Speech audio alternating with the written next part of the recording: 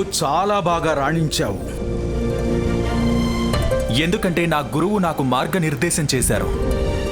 ఇది కర్ణుడికి కాదు, మీ శిక్షణకే విజయం గురుదేవా.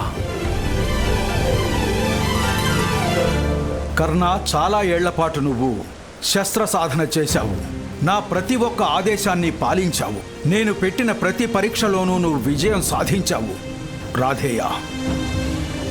పైగా ఇవాళ నువ్వు ఇంద్రుడు యొక్క అహంకారాన్ని అణచివేసి నేను గర్వపడేలా చేశావు. దానర్థం నీకు తెలుసా కర్ణ? దానర్థం ఏమిటంటే నీకు ఆ శస్త్రాల్ని ధరించడానికి అర్హత లభించింది. ఏవైతే దేవతలకు కూడా అందుబాటులో ఉండవో నేను నీకు బ్రహ్మాస్త్ర దీక్షని చేపట్టేలా చేస్తాను. నేను నీకు బ్రహ్మాండాస్త్రాన్ని నేర్పుతాను కర్ణ. ఈ పరశురాముడు ఎప్పటికీ చాలా గర్విస్తాడు.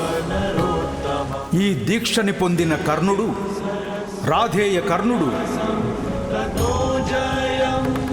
పరశురాముడికి ప్రతిబింబం అవుతాడు.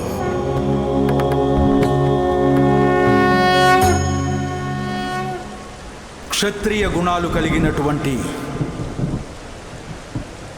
ఈ బ్రాహ్మణ శిష్యుడు